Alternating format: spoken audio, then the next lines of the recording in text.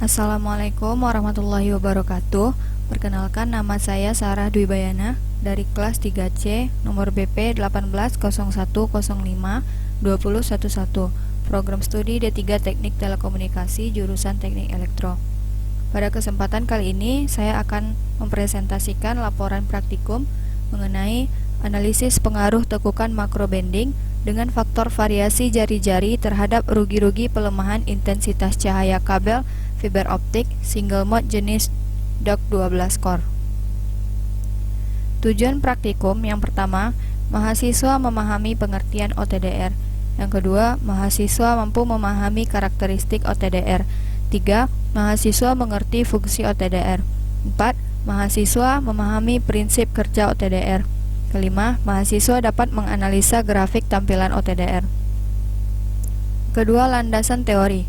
1. Pengertian OTDR. OTDR atau Optical Time Domain Reflectometer adalah alat yang digunakan untuk mengevaluasi serat optik dalam domain waktu. Bagian yang dianalisis oleh OTDR adalah jarak akan insertion loss, reflection yang ada, dan loss yang muncul di setiap titik. Selanjutnya, OTDR akan menampilkan informasi-informasi tersebut di bagian layar tampilan. OTDR ini menjadi salah satu alat ukur yang penting pada sistem komunikasi yang memanfaatkan fiber optik. 2. Karakteristik OTDR.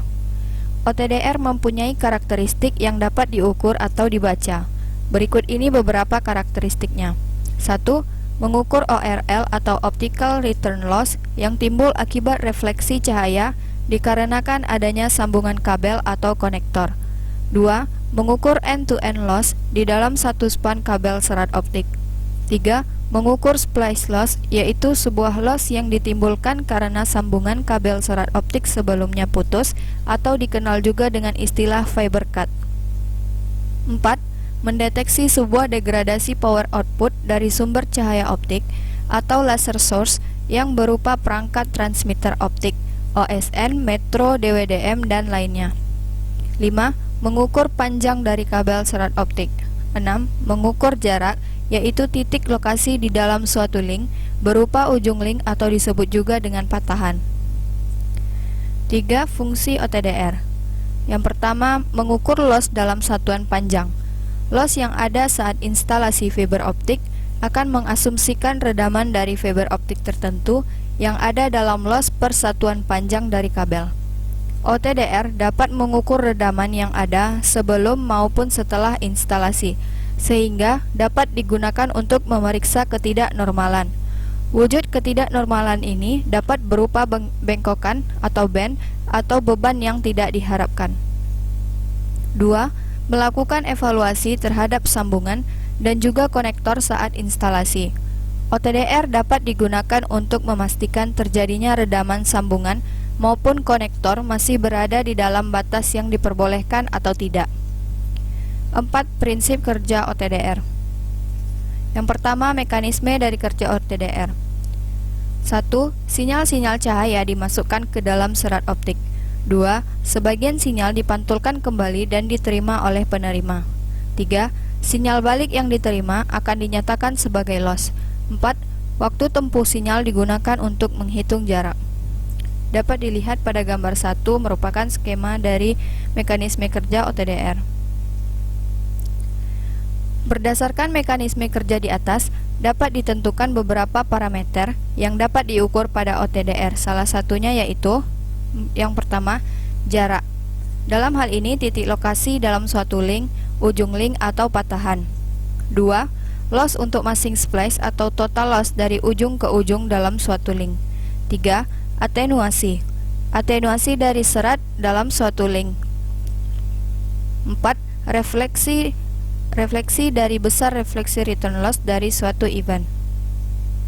Prinsip pengukuran OTDR adalah berdasarkan radar optik. Dengan menghantarkan denyutan sumber optik, biasanya laser, ke dalam satu masukan serat optik yang sedang diuji dan mengukur waktu yang diperlukan untuk dipantul balik pada penerima. Dengan mengetahui indeks biasan, serat optik dan waktu pantulan balik yang diperlukan, OTDR dapat menghitung jarak yang dilalui oleh pantulan denyutan cahaya tadi. Selanjutnya, OTDR dapat juga menentukan kuat pantulan denyutan cahaya dan memberi paparan hasil pelemahan melawan jarak serat optik yang diuji.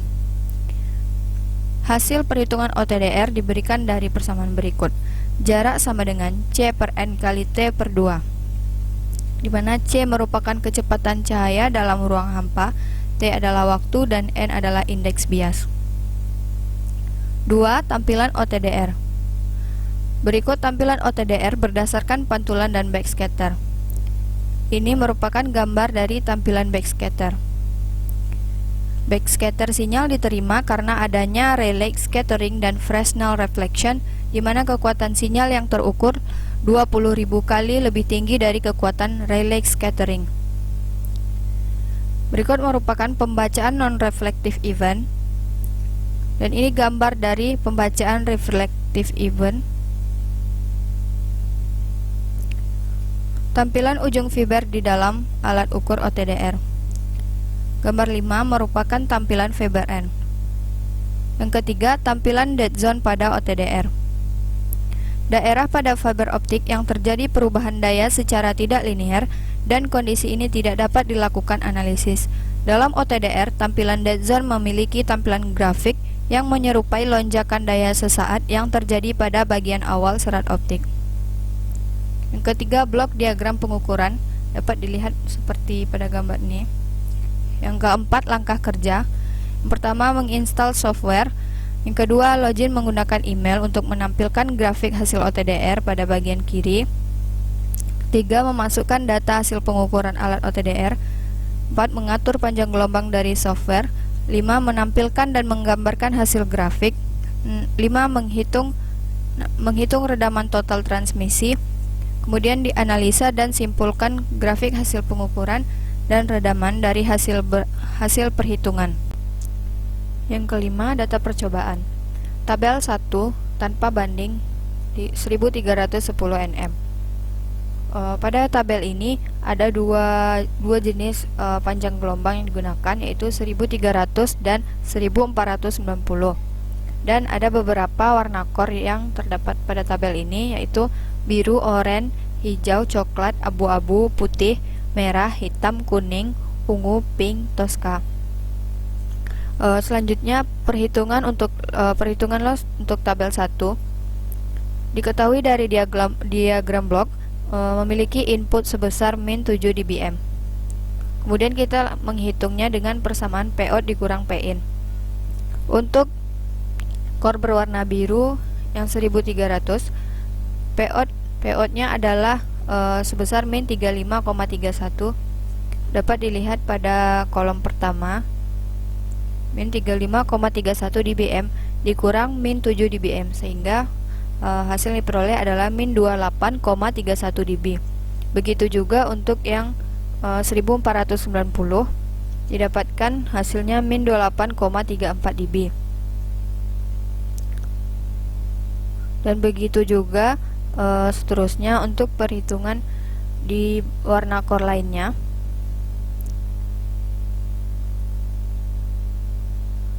Jadi loss rata-rata untuk yang 1300 adalah min 15,81 dB.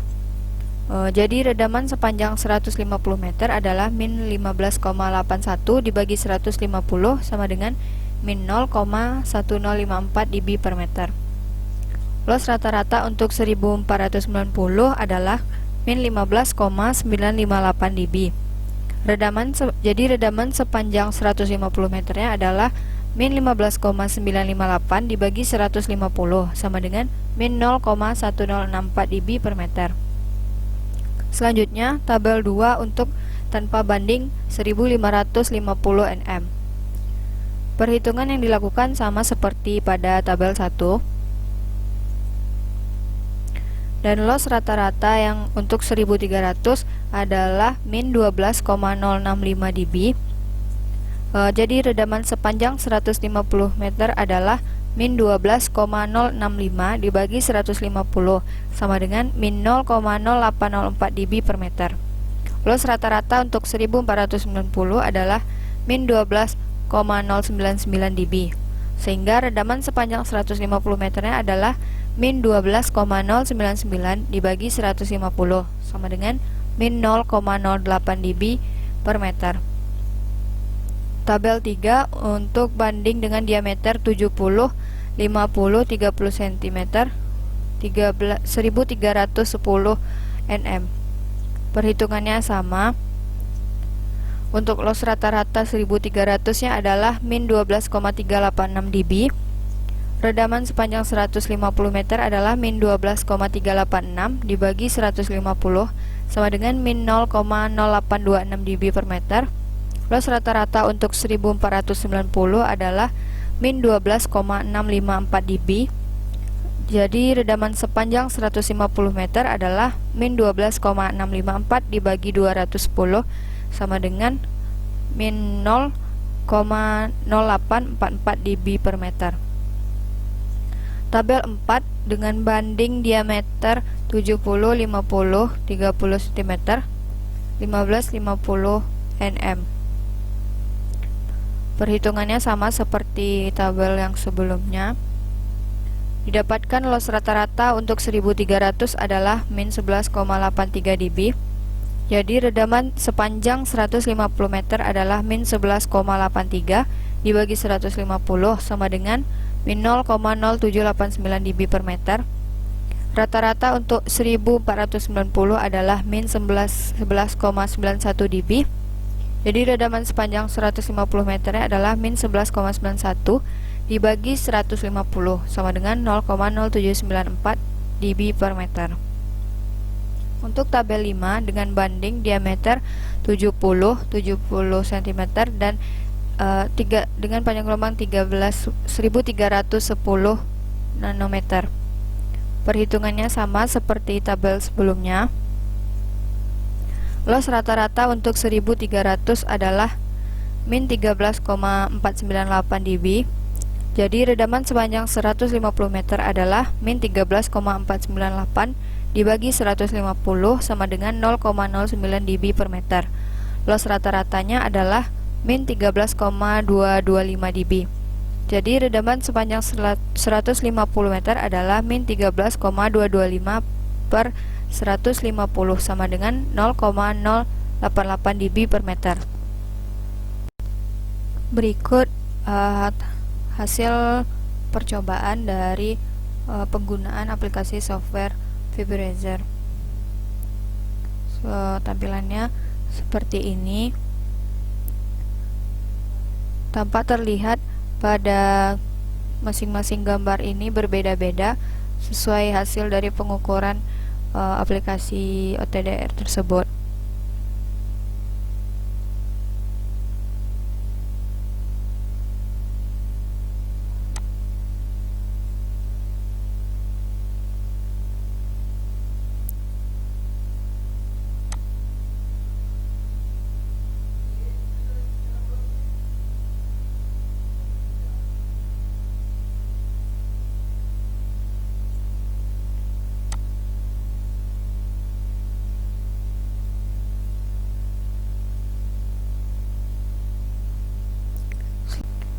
Selanjutnya adalah analisa.